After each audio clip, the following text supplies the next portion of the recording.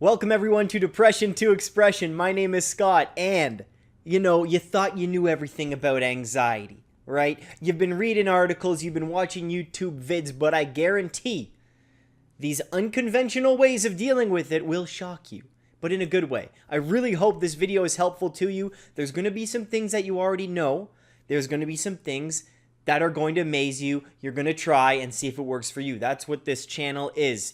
Let's list out and lay out a bunch of things that have been proven to help people and see what works, see what doesn't work. Throw the stuff out that doesn't work on the things that do, tweak it to your liking, and make it personalized for your recovery. All right? So thanks for joining me today. Again, this is Scott from Depression to Expression. If you're new here, don't forget to click that subscribe button. Best mental health channel on YouTube, best community, best humans. The best humans are here from all over the world. There are no borders when it comes to struggling with mental health problems and mental illness. All right. It doesn't matter where you're from. We all go through stuff. Life's extremely difficult, but hopefully this video will put a smile on your face and give you some tools for your mental health toolbox. So are you ready? Okay. We're going to have sound effects in the video. We're going to have jokes. We're going to have videos on the right-hand side. We're going to split this video up in two ways, okay? How to deal with the anxiety symptoms. That's going to be about half of the 10 tips. The other half are going to be ones that will increase your resilience and ability to deal with anxiety in the long term, okay? So they may not have a huge impact right now in the moment, but for long term, for dealing with it and getting rid of, the debilitating anxiety at times, being able to really let it have a less of an impact on your life. That's what the last few are going to be, okay? And I'd really recommend watching and learning about all 10 here, because each and every one of them is so crucial to mental health. In my experience and the hundreds and hundreds of people that I've talked to, and personal testimony from everyone who's emailed me and messaged me over the past 5 years on YouTube, this is the collection of goodies that I've taken away from that. So I hope you enjoy these. Here's 10, but let me tell you, we could do a list of 1,000,000 because everyone is different. I used to know a guy who used to pet squirrels to calm his anxiety. I knew a guy who used to feed the duckies at the local pond that really calmed down his symptoms. I used to know a woman who used to make her own scarves. I used to know a guy who used to smell his own farts to calm down his anxiety, all right? Whatever works for you, that's what you gotta do. Now, I know you might be thinking, Scott, get on with the damn video. You're making me anxious. Well, let's take a breath. I want to play you a little something from this Native American flute. It's made of walnut or chestnut. Anyways, it's beautiful. Some kind of wood.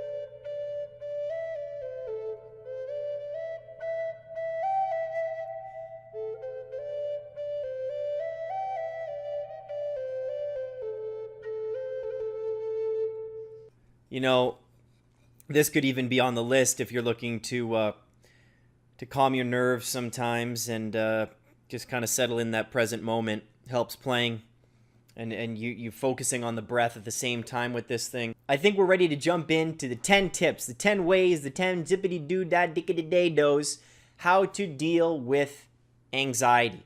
Now, these are going to resonate with a lot of you, whether you have extreme anxiety or just, let's call it nervousness or jitteries, or not an official diagnosis here, okay? This is really for everyone, and I hope you do enjoy. Let's get started. The first tip we have here is my favorite dynamic meditation. Now, if you watch the video here, you're probably thinking, well, it's a mental health channel, so maybe this person's a nut okay? Or maybe they're having some kind of seizure. But no, this is what dynamic meditation is, and the link is below for you to learn more and access this video. I've talked about it a bunch on the channel. It's how I deal with anxiety personally and how I deal with deep depression if I do have the energy to get up and move the body, okay? It is so crucial to use the body. Use your body to your advantage, okay? It's not just a lump of flesh, okay? Mind and body are exactly the same, completely connected. I want you to realize that. And what this person's doing here is shaking it out. You vibrate the anxiety out. Anxiety is very nervous energy, and we need to express that. That's depression to expression in a nutshell. Feeling depressed? Express it. Feeling anxious? Express it, okay? There are a lot of different ways to do that. Dynamic meditation, please look into this. Please, if you have not tried this, it's number one for a reason, because if you don't watch the full video, I really wanted you to see this one first, okay? This has saved my life, all right? So that's number one. Number two, CBT. Now, what do you know what CBT stands for? And no, it doesn't stand for Coke, bears, and tranquilizers. It stands for cognitive behavioral therapy, all right? And we've done thought records on the channel here. Here's a picture of what a thought record looks like, okay? And we've also talked on the channel with the video, What is Mental Health? It's how our thoughts affect our feelings and how our feelings affect our behaviors. And cognitive behavioral therapy does that, okay? You dissect your thoughts. You notice how a feeling can start with a thought. You have the thought first, and that thought can make you feel anxious, all right? So it's diving into that. And you can do CBT on your own with this thought record right here. And this is available in the description below, all right? You can download that for free and print it out. I love writing with these with a pen or pencil rather than on the computer. It's a little more expressive. So please feel free to do that. CBT, this is like Psychology 101 with dealing with anxiety and unwanted and unhelpful thoughts, okay? This is just the icing on the cake. You have to spend 6 years being a psychologist, and then this is like the gravy baby, all right? So please look into CBT. This has helped me tremendously going to therapy, learning how to do the thought records on my own. It is just a blast. Blast as in not necessarily fun, but you do realize how connected you are to your thinking. And it helps you separate that, all right? It helps you separate yourself from your thoughts. That's what it's all about, and you end up not taking them that seriously. Number three, now you've heard this one before, and please believe me that it is true. It has been proven time and time again, and you gotta look at the facties. And a factie is just a fact, all right? Just a little cool lingo. That's what the kids are saying these days. I was born in 1989, but I'm still hip. They're listening to Sugar Ray. They're listening to 98 Degrees. They're listening to Backstreet Boys and Maroon 5. I know what the kids are doing these days. I'm up with it. So, don't tell me what's cool, okay? Now with exercise, guys, there have been so many studies on exercise and depression, exercise on mental health, and studies still come out. And the headline is like, new study shows that exercise is helpful for depression. Like, let's set the record straight. We know, okay? We know. But the hard part is getting yourself to do it. Especially with depression, it's tough. But with anxiety, if you have that nervous energy, okay? You know what anxiety feels like. You can't sleep it off, guys. Sometimes it might feel right, but really, just with dynamic meditation, use your body. Use it. Shake it out. Even if it's like this, man. Even if it's squeezing something. Even if it's getting my elastic bands here and doing some pulls. Just a push-up here and there. If you literally do 5 push-ups, 10 push-ups. If you can't do a push-up, do the knee ones, right? Go up against a wall and do a push-up. So, not a lot of arm strength required. I guarantee you will feel better. Now, I'm not saying 100% better or 50% better, but you will see improvement. You will feel a little bit of relief. It's so simple. I don't need to get into the science because, A, I don't know a lot of the science, okay? I couldn't tell you, right, to be honest. I'm reading a book on it called Spark. I finished it, but I'm reviewing and want to do a separate video on exercise and depression. But honestly, just think about it, with common sense. All right, you're nervous, you have nervous energy, you feel like you're going to explode, you're sweating, right? The world's closing in around you, right? You feel smaller. You have to express it, man. You have to. Because then you get apathetic and you get closed off and you even get depressed if you hold in this anxiety. It's bottling it up. You have to express it. Pop the cork and celebrate, all right? Celebrate your anxiety a little bit, all right? Now remember, these are the tips to deal with the symptoms. So far we have dynamic meditation, CBT, which could be actually both, kind of changing that plasticity of the brain, but also exercise. And now number 4, we have medication. Now I know what you're thinking, Scott, medication. It's full of chemicals. Chemicals are bad. This is what people who don't know anything about science, engineering, chemistry, biology, they use the word chemicals. There's chemicals in that. Chemicals are bad. Like, what are you saying, dude? I want to put up a post here that I shared on Facebook and YouTube in the community section, and I think it's awesome. It's like people want to go all natural. Like, what does natural even mean to you, okay? What do you mean by natural? Well, you're taking vitamins? Well, vitamins are made in a factory too. In this post, it's hilarious. Like, yeah, natural would be us still being hunter-gatherers, taking shits in fields, and if we lived in cities, no adequate sewage, clean drinking water, right? We couldn't live in half of the places we do, right? You know how much water we divert? Hollywood and LA shouldn't even exist. The place was a damn desert. They diverted so much water to get it to the city. Like, it's absolutely incredible what we've done to the world in a very cool way. Nothing's natural anymore, okay? If you want natural, go lie in your shit and be in pain all day. That's what I'm saying, all right? So when we talk about antidepressants, all right, I'm not like pro antidepressants. No one likes to take medication, guys. When it comes to anxiety disorders, medication can be extremely effective for a lot of people, okay? That's the reality, okay? So it's not everyone's first option. You want to try everything you can before you have to get medication, just from cost savings alone. Of course, you'd rather see if a jog works, or thought records work, or dynamic meditation works, before you start spending money on medication. Hey, I'm a cheap guy. That's what I would look at. But once you try everything and things still aren't effective, medication can do wonders. And there's plenty of testimony from people all over the world where medication has helped a lot, okay? There are also those side effects. I won't get into that. I'm not a licensed physician.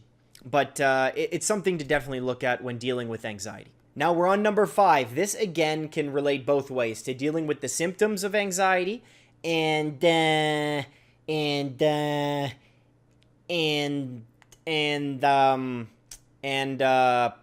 holy crap. Oh my God. Dealing with the symptoms of anxiety and having the effects of decreased anxiety last long term. Okay, that's kind of the name of the game. You can do these things to relieve symptoms, and you can keep doing them for the rest of your life. That's why they're in the toolbox. But the rest of these things that I'm going to talk about are things that that require a plan. That you need to dig pretty deep, and it's not a quick fix. So number 5 is diet. If you haven't watched this video with Michaela Peterson, please check out the cards right here. If you click that button right up there by my head, she only eats beef. She did so much diet experimentation. She had suffered with autoimmune disorder. She had to have her hip replaced. She had terrible arthritis. She suffered from major depressive disorder, like majorly depressed. She was not doing well.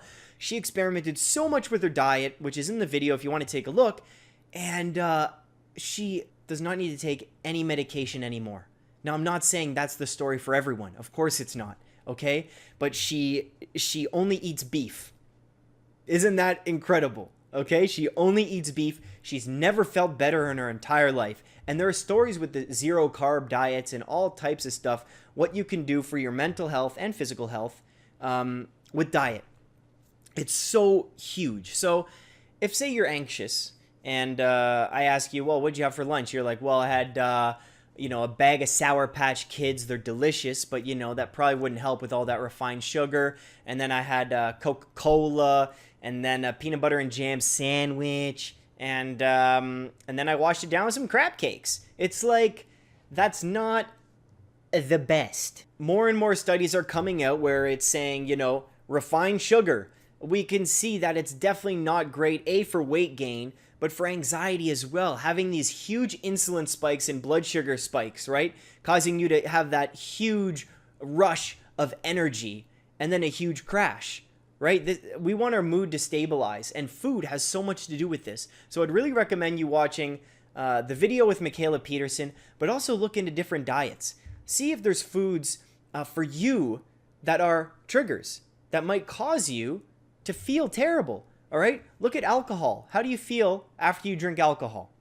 Do you get more anxious, less anxious? I'm talking about the morning after. While you're drinking, your anxiety most likely decreases, right? Alcohol is a great thing for that. How do you feel the day after? All right? If you eat a few Twinkies, how do you feel a few hours after? Right? Note these things. Check out your diet and really look into it, how it's affecting your mood. Number 6, talk about it. Talk about it. Seems simple, and I know the word stigma is just plastered everywhere you go, and it seems like it's impossible to talk about it because there is this stigma. But just tell yourself there is no stigma and go get some help. More on this in other videos, okay, but we're going to keep it real simple here. When you do decide to talk to someone, that's the best relief I've ever felt. Now, when I'm saying talk about it, this can be with a therapist, a counselor, okay? There's my sponsor on this channel is BetterHelp, and it's online therapy. So if you don't feel comfortable talking to someone in person, there's online chats, there's Skype. This is what BetterHelp is. Kind of IMing on your computer. I've used it before. It's awesome. So the link's in the description if you want to try that out. But talking about it can also just be with a friend, with your mom, with your dad, right? Siblings, someone online, chat forums, anyone.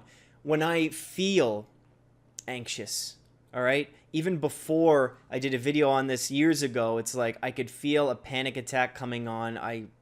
The feeling of anxiety is just so terrible. You all know what I mean. And just the thought that I was with a friend, the thought that I was comfortable enough to tell this person that I was anxious, that I was feeling anxious and I may have a panic attack, I feel something coming. Just that thought and that option of being able to say something, being able to talk about it, symptom gone. Symptoms, plural. Not gone, but extremely reduced. So it's having that option, that freedom to be able to talk about it, to know you can talk about it with someone if you feel the need to. That is just such a freeing feeling. It's like you can have your mental health toolbox and you can have a million things in there. You don't have to use them. You never have to use them. But the thought of you having a lot of options to make yourself feel better, sometimes that thought is all you need. Saying, okay, if this happens, well, I have this whole list of things I can try if I ever feel terrible. That thought is amazing. It's a very reassuring, comforting thought. So just the thought of talking to someone is awesome, but literally, if you do have someone you can talk to, okay? Online, parent, sibling, friend, teacher, priest, counselor, anyone, please do yourself a favor and express those emotions, express how you're feeling. I guarantee you'll feel better. Number 7. Now, after this one, they're going to be ones that deal with anxiety in the long term, but this one can as well, and that is meditation. Meditation, we know how plastic the brain is. We know how it can change over time and how we actually have control over that, right? So with meditation, guys, I do Meditation Monday. I should say Meditation Monday every Monday at 8 o'clock Eastern Standard Time, 8 a.m. Eastern Standard Time. You just come to the YouTube channel, Depression to Expression, youtube.com/Depression2Expression. And we do a live stream meditation. You sit there, I guide you through it. It takes about 10-15 minutes at times. It'll be awesome if you join us, okay? But meditation for me, I've been meditating and practicing mindfulness for 10 years. And let's say meditation and mindfulness will go together for this tip. With anxiety, right?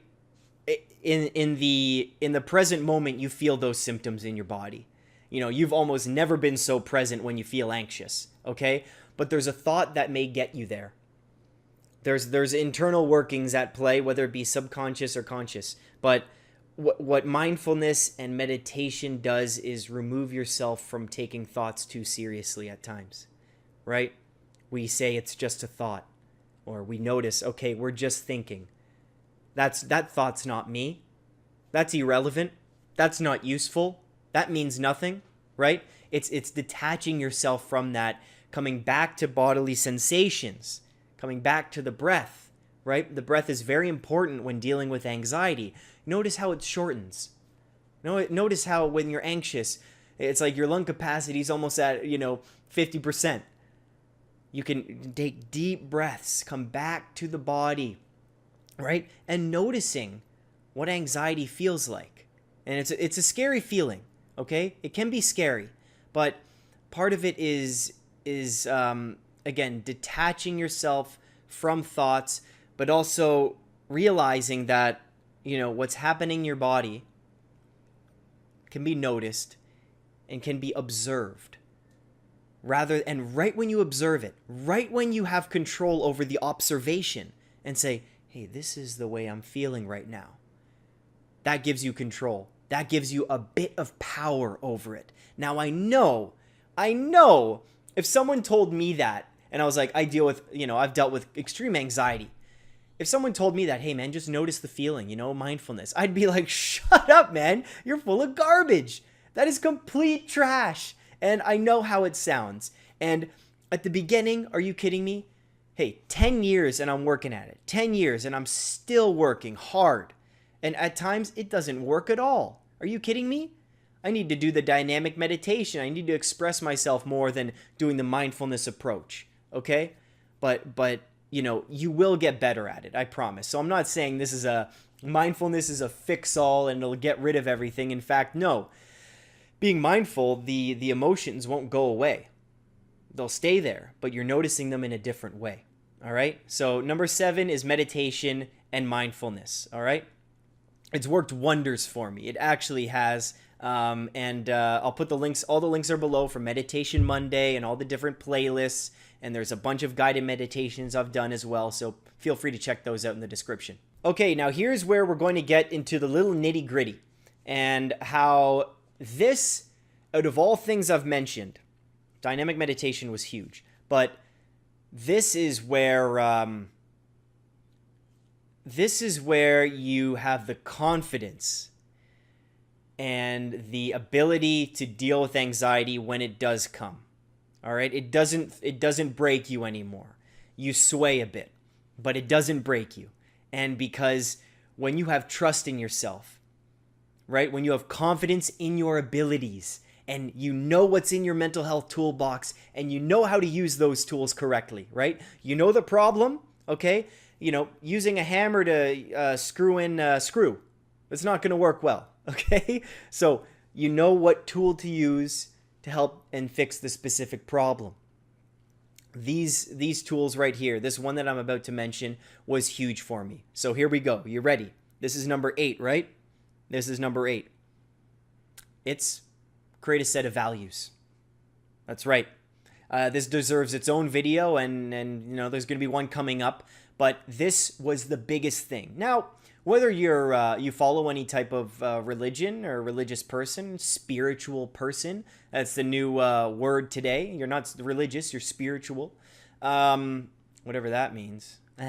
But what are your set of values in that religion or what you follow? Okay, probably, hey, 10 Commandments, don't kill anybody, be nice to your neighbor, the golden rule, right? Don't sleep with your buddy's wife. All of these things are very important.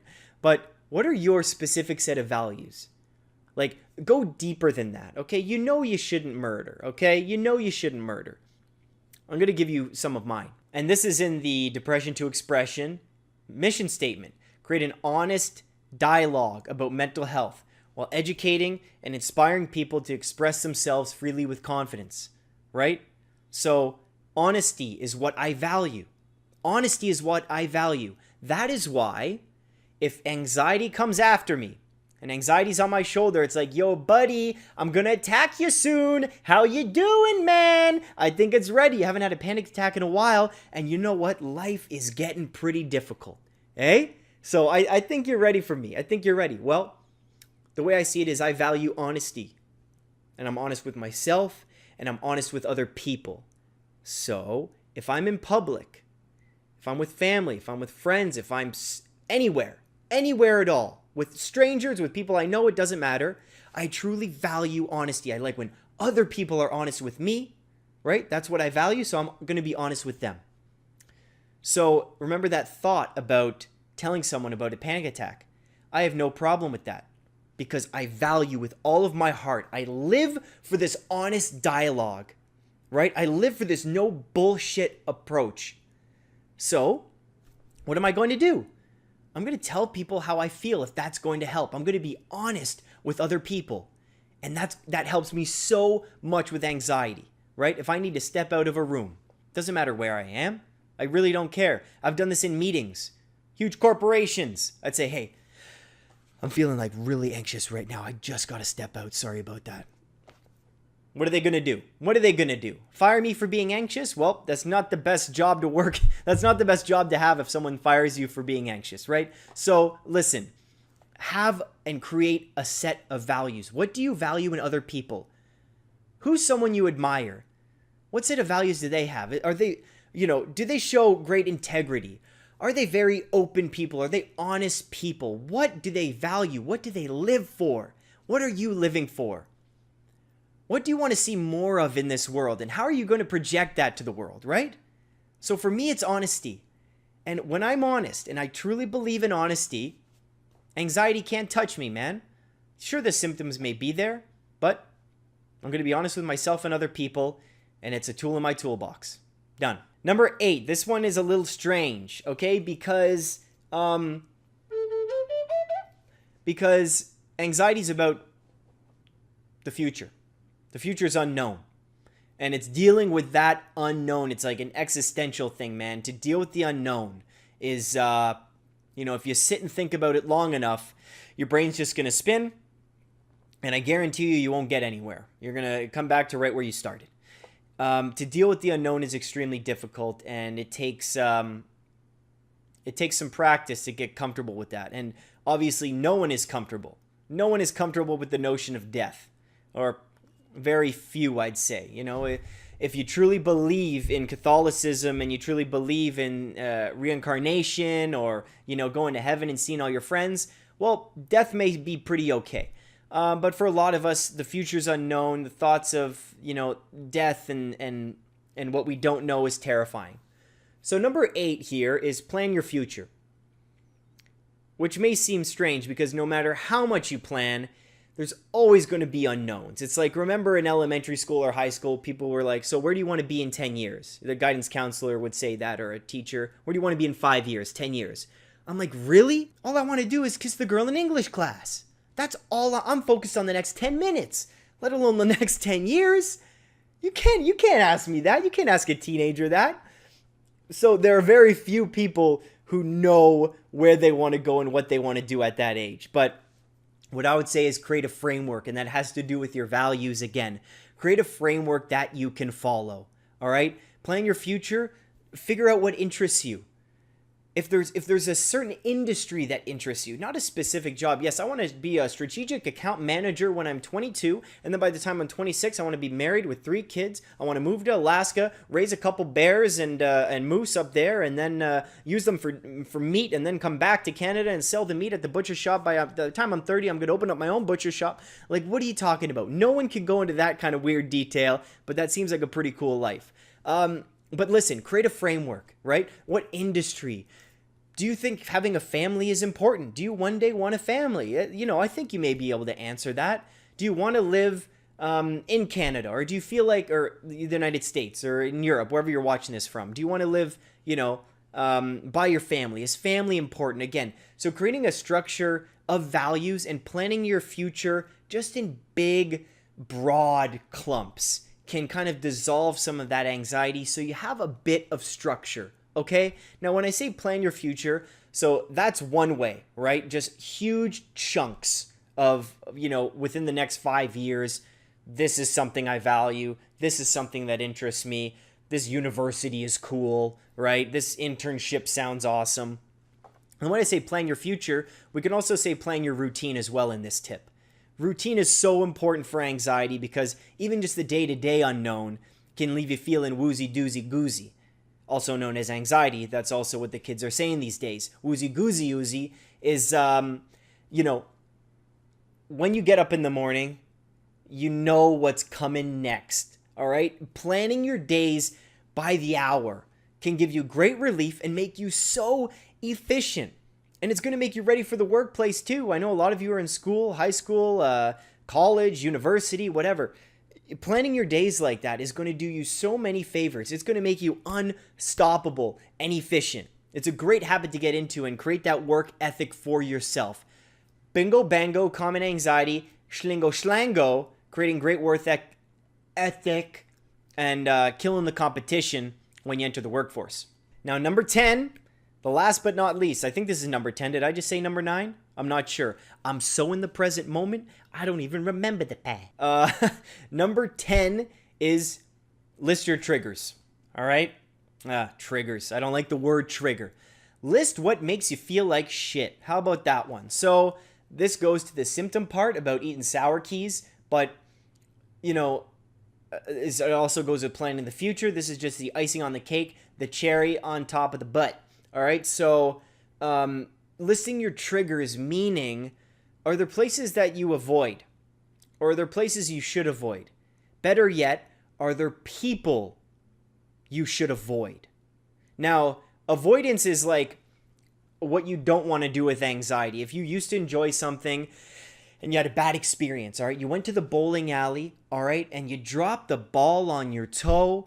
Everyone laughed at you. Everyone in the bowling alley was laughing at you, okay? And then this clown comes in from the kid's birthday party, brings in 30 kids from the birthday party. All the kids are laughing at you. You got so embarrassed, you pissed yourself in the bowling alley, all right? There's kids, adults, all right? Then the clown throws a pie in your face. You're humiliated, all right? You're humiliated. You can't go to the bowling alley anymore. And you used to love bowling. You used to love it. You had your own ball. You had your own shoes. You had your own team. Your team's waiting for you every Sunday morning. You're skipping church to play bowling, to bowl. And anxiety and that fear of humiliation is keeping you from doing what you loved. That's a problem. That's a problem. So, when we talk about what your triggers are, you don't want to avoid what you used to love. In fact, you want to expose yourself to what you fear and get back into the game. But I'm talking about more like toxic people, right? Ones that don't support you. Things that aren't good for you. Alcohol, for one, right? Is that a trigger? How do you feel, right? We talked about that. Refined sugar. How about what was I going to say? How about a bit alcohol, coffee, right? Caffeine, right? What are your triggers for diet? What are your triggers with people? And what are your triggers with environments, right? Are you at a workplace that really doesn't value mental health? And I know you may not have an option to quit your job because they don't, let you take a mental health day. One day they will. But what about environments? Are you forced to go to the club and you really don't like going to the club and it makes you anxious? And you're with those people, those toxic people that go to the club and they really just are there to hook up with other folks and they're a walking STI, but you're with that group. Hey, I've been there, man. I've done that, man. And it wasn't good for my anxiety, all right? So I avoid things, but avoid things that literally aren't good for me. So recognize if you're avoiding something that you love because of anxiety or what you should avoid to help your anxiety, right? So there's a push-pull factor there, okay? So you have to realize what you should be more exposed to, which will inevitably, it'll hurt your anxiety at the beginning, all right? It's going to be tough. Or we're talking about toxic people and environments and foods, what you should be avoiding, all right? What your triggers are for that. So let's say, again, for coffee, how do you feel after drinking coffee? Anxious? But you love the taste, switch to decaf, go to, lower caffeinated teas. Here's another one. Social media. How do you feel after you're on Facebook? All right? Take note of that. Take note of that. You felt okay. Now you're scrolling through your Instagram, seeing what everyone else is doing. Everyone, it's the highlight reel. How do you feel afterwards? That can be a trigger for some, and you may not realize, you may not be mindful and self-aware that your mood kind of just took a couple drops, right? You kind of went down the scale a bit. All right? So that's very important when pointing out your triggers. You want to avoid social media, right? Or do you want to use it less, or do you want to use it differently, right? These are things that you need to write down. And this is going to help you long term, right? This is a long-term solution to anxiety, creating a beautiful world for yourself, all right? Think of the world as neutral. You're bringing meaning into your lives, and you're seeing what each thing means to you. What do people drinking alcohol and me drinking alcohol and being in that scene, what does that mean for me if it's causing me anxiety, right? I'm avoiding the bowling alley. All right, what does that mean for me? What do I need to do to get back in there? Would I be happier there eventually, or should I keep avoiding it to avoid the clown in the pies? All right, this is what I'm talking about here is know your triggers, right? Know what can help you, know what you should avoid, and know what you should go chase. So that was a long video, and thank you so much for staying with me until the end. These were 10 tips. I really hope that you give each and every one of them a try, okay? Especially the ones that will help you long-term with setting values, to ones that will help you short-term like dynamic meditation, all right, and exercise, okay? So, you know, this is from all personal experience from me, and again, of the hundreds and thousands of emails that I've received in 5 years, these are the things that people had done that had made a big difference, okay? I had testimonies from each of these things where people weren't exercising, they did a few push-ups, they feel relief just in that moment, you know? And it's like anxiety, you want to calm down, but should you express yourself, or do you want to, you know, do some meditation? That's all personalized. You can tweak these things to your own liking. But now you have 10 juicy babies in your mental health toolbox. We're all crazy babies, all right? We're always going to be crazy babies. But we have to control the crazy a little bit. And you can walk around with your toolbox now, and just the thought of you now having 10 more tools to fix 10 more problems, all right, is a good feeling. So I'd like to thank each and every one of you. Please don't forget to subscribe to Depression to Expression to see more videos about an honest dialogue about mental health. That's what we do here. Fearless expression, all right? I'm not holding back anything anymore. It's time to tell the truth about mental health and mental illness. It's time to tell you my thoughts and my thinking. So, yeah, if you want to stay tuned for more, go for it. All of the links to my social media, Instagram, man, if you want to see me with my shirt off, that's the place to go, okay?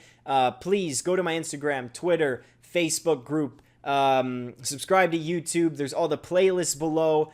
Tons of goodies on the channel. You could spend days in self-improvement mode just watching the 400 vids that are on here. So thank you so much for watching again. This was 10 ways to deal with anxiety successfully. And stay strong, everyone, and keep being you. Take care.